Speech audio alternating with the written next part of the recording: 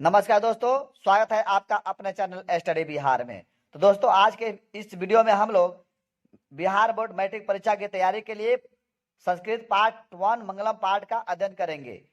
इस मंगलम पाठ से ऑब्जेक्टिव और सब्जेक्टिव प्रश्नों का पूर्ण निचोड़ पढ़ेंगे कि किस तरह से मैट्रिक की परीक्षा में इस पाठ से ऑब्जेक्टिव और सब्जेक्टिव क्वेश्चन पूछे जाते हैं। तो दोस्तों, अगर आप मेरे चैनल पर नए हैं तो चैनल को सब्सक्राइब कर लें और बेल आइकन प्रेस कर दें ताकि मैं कोई भी वीडियो डालूं तो इसका नोटिफिकेशन आपके पास पहुंच जाए। चलिए वीडियो को शुरू करते हैं।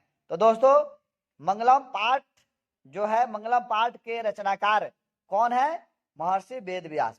रचनाकार एक नंबर में क्या दिया हुआ है? रचनाकार। मतलब मंगलम पाठ के रचनाकार कौन है, रचयिता कौन है? तो महर्षि वेद व्यास। मंगलम पाठ में कुल मंत्र कितने हैं? 5। मंगलम पाठ लिया गया, मतलब मंगलम पाठ जो है लिया गया कहां से लिया गया है? तो उपनिषद से लिया गया है। उपनिषद के रचनाकार कौन है? तो महर्षि वेद व्यास। उपनिषद के रचनाकार कौन है? महर्षि वेद व्यास। उसके बाद इस पाठ के 5 मंत्र को कहां से लिया गया है? तो प्रथम मंत्र को ईशावास्य उपनिषद से और द्वितीय मंत्र कहां से लिया गया है?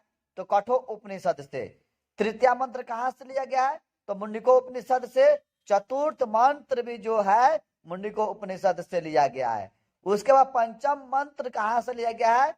तो श्वेत्रो उपनिषद से लिया गया है।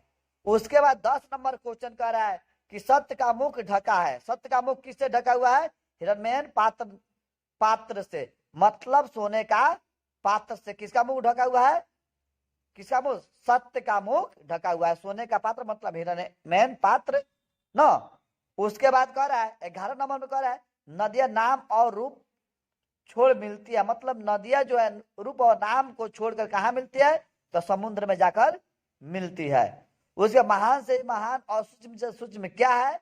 तो आत्मा। आत्मा क्या है? महान से महान और सूक्ष्म से सूक्ष्म जो है आत्मा है। मंगलम पाठ में प्रधानता, मतलब इस मंगलम पाठ में किसकी प्रधानता है? परम पुरुष की प्रधानता बताई गई है। मतलब जो सत्य को प्राप्ति कर लेता है उसी को परम पुरुष बोला जाता है। उसके बाद 14 नंबर क्वेश्चन कर रहा है संसार अनुशासित है। मतलब यह संसार किसके द्वारा अनुशासित है? तो परमात्मा के द्वारा। उसके बाद संस्कृत से आपके क्वेश्चन दिया जाएगा संस्कृत में कि 15 नंबर क्वेश्चन कर रहा है किम जयते, मतलब किसकी विजय होती है, जीत होती है? तो सत्यम, मतलब सत्य की जीत होती है। किम जयम न प्राप्त होती, मतलब किनकी जय मतलब विजय प्राप्त नहीं होती है, किनकी जीत नहीं होती है? तो असत्य, मतलब असत्य की। उसके बाद 17 नंबर क्वेश्चन कर रहा है अणु से छोटा। अणु से छोटा क्या है? सूक्ष्म से सूक्ष्म, महान से महान बताया क्या ना? तो अणु से भी सूक्ष्म जो है क्या है? छोटा क्या है? आत्मा है। बहती नदियां मिलती है, मतलब बहती नदियां कहाँ मिल जाती है? तो समुद्र में मिल जाती है। जंतु के हृदय रूपी गुफा में रहता है, क्या रहता है? तत्व। जंतु के हृदय रूपी गुफा में क्या रहता है? तत्व रहता है। ब्रह्मा को प्राप्त मार्ग, मतलब ब्रह्मा को प्राप्त करने का मार्ग जो है किसमें बताया गया है? मुंडिको उपनिषद में बताया गया। कहां से लिया गया, मतलब कहां बताया गया है? तो मुंडिको उपनिषद में ब्रह्म को प्राप्त करने का मार्ग बताया गया है। देवलोक की मार्ग प्राप्त होती है, मतलब देवलोक की मार्ग किससे प्राप्त होती है? सत्य से। मतलब जो इंसान सत्य को पहचान लेता है वह देवलोक की मार्ग प्राप्त कर लेता है, वह देवलोक पहुंच जाता है। मृत्यु को वश में, मतलब कौन लोग मृत्यु को वश में कर लेते हैं? तो विद्वान जो होते हैं मृत्यु को अपने वश में कर लेते हैं।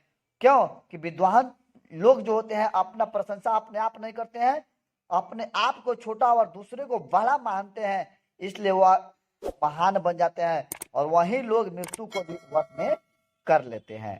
उनको मृत्यु से डर नहीं लगता है। मृत्यु को वश में कर लेना मतलब मृत्यु से डर नहीं लगता है। उपनिषद की संख्या, मतलब उपनिषदों की संख्या कितनी है? तो 105 उपनिषदों की संख्या है। सत्य के खजाना, सत्य के खजाना कहाँ है? तो देवलोक में जो है सत्य का खजाना है। उसके वेदों की संख्या कितनी है? 4। वेदों की संख्या कितनी है? 4। उसके बाद कह रहा है कि पुराणों की संख्या, तो पुराणों की संख्या कितनी है? 18। मस्ट क्वेश्चन यह है, पुराणों की संख्या 18। उसके बाद शास्त्रों की संख्या कितनी है? हम लोग सनातन संस्कृति में है तो इसमें शास्त्रों की संख्या जो है 6, पुराण 18, वेद 4। उसके बाद वेद कौन कौन से होते हैं? ऋग्वेद, यजुर्वेद, सामवेद और अथर्ववेद, यह 4 वेद होते हैं। सत्यमेव जयते डॉट संकलित, मतलब सत्यमेव जैसे कहाँ से संकलित है, किसमें संकलित है, किस ना मंत्र में संकलित है ना। 4 गो मंत्र बताया गया ना, 5 गो, तो उसमें सत्यमेव जयते किसमें बताया गया है, तो मुंडको उपनिषद से। आपके डॉट डॉट देकर पूछेगा तो मार दीजिएगा हिरण्मयन पात्रेण डॉट। अब हिरण्मयन पात्रेण डॉट दिया रहेगा, इसमें संकलित पूछ देगा तो क्या लिखिएगा, ईशावास्यो उपनिषद से। उसके बाद वेदा, वेदा मेंतम पुरुषम डॉट संकलित, तो यह दिया रहेगा ऐसे कहां से लिया गया, किससे संकलित है, किससे संबंधित है, तो श्वेता श्वेत्रो उपनिषद से। उसके बाद कह रहा है अब आपसे कुछ वर्ड दे देता है संस्कृत में, ऑब्जेक्टिव क्वेश्चन पूछेगा ना और उसका अर्थ पूछेगा, तो अत्योतित, अत्योति का अर्थ क्या होता है, तो पार कर जाता है। उसके बाद विमुक्त का अर्थ त्याग करें, अनंत का अर्थ अनृतम क्या लिया है, अनृतम का अर्थ क्या होता है, असत्य या झूठ। मिथ्या, मिथ्या का मतलब भी होता है झूठ। अपावीर्णु का अर्थ क्या होता है, त्याग करे, अपावीर्णु का भी अर्थ होता है त्याग करे। पूषण का अर्थ क्या होता है ना, विद्वान। अपहितम का अर्थ क्या होता है, ढका हुआ। तो इस प्रकार से आपको वस्तुनिष्ठ प्रश्न पूछे जाएंगे। अब कह रहा है, अब क्या कह रहा है, इस प्रकार से आपको वस्तुनिष्ठ प्रश्न पूछे जाएंगे कि अब क्या कह रहा है। अब चलिए सब्जेक्टिव क्वेश्चन की ओर बढ़ते हैं। तो सब्जेक्टिव क्वेश्चन क्या कहेगा, आत्मा के स्वरूप का वर्णन करे या कहाँ निवास करता है, मतलब आत्मा के स्वरूप का वर्णन करेंगे या कहाँ निवास करता है, इससे पूछेगा।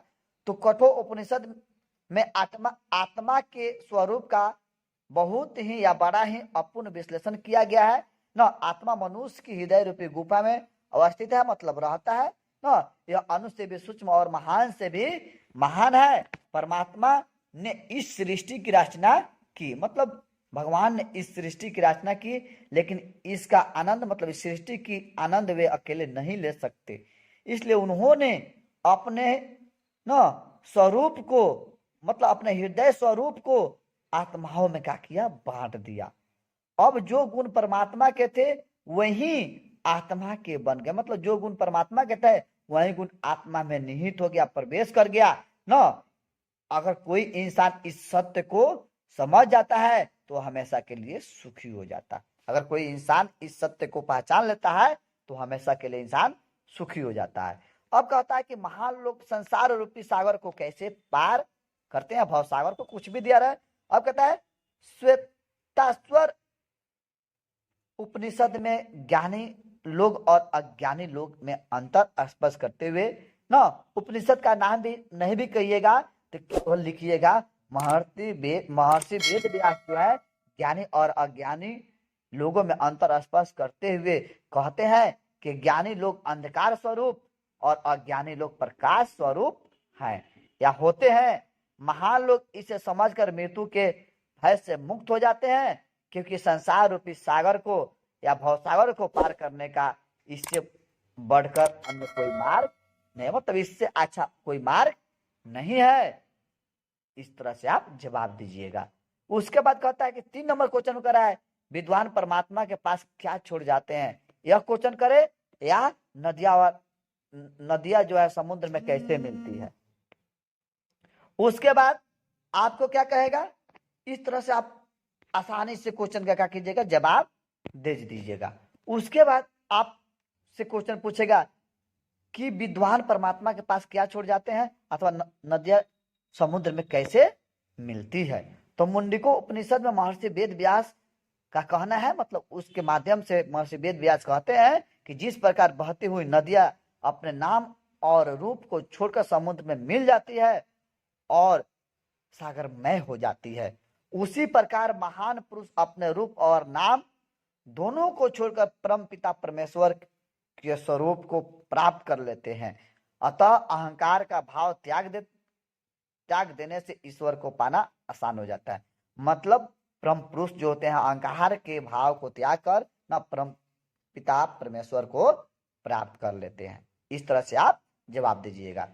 उसके बाद कह रहा है कि विद्वान मृत्यु को कैसे पराजित करते हैं। विद्वान लोग जो होते हैं मृत्यु को कैसे पराजित करते हैं। तो विद्वान पुरुष अपने आप की तुलना में दूसरों को अधिक ज्ञानी मानते हैं। मतलब अपने आप को, मतलब जब एक दूसरे से बात करते हैं तो वो कम बोलते हैं, अधिक सुनते हैं। हाँ, इस विचारधारा को वे धारण कर वे मृत्यु को वश में कर लेते हैं, क्योंकि मृत्यु को पार करने का इस दूसरा कोई मार्ग नहीं है। अब देखिए कह रहा है 5 नंबर क्वेश्चन में कह रहा है कि मंगलम पाठ के आधार पर आत्मा की विशेषता बतलाइए। आत्मा का विशेषता क्या है। मंगलम पाठ में संकलित कठोपनिषद से लिए गए मंत्र में महर्षि वेद व्यास कहते हैं कि प्राणियों की आत्मा हृदय रूपी गुफा में बंद है, मतलब निवास करती है। यह सूक्ष्म से सूक्ष्म और महान से महान है। इस आत्मा को बस में नहीं किया जा सकता है।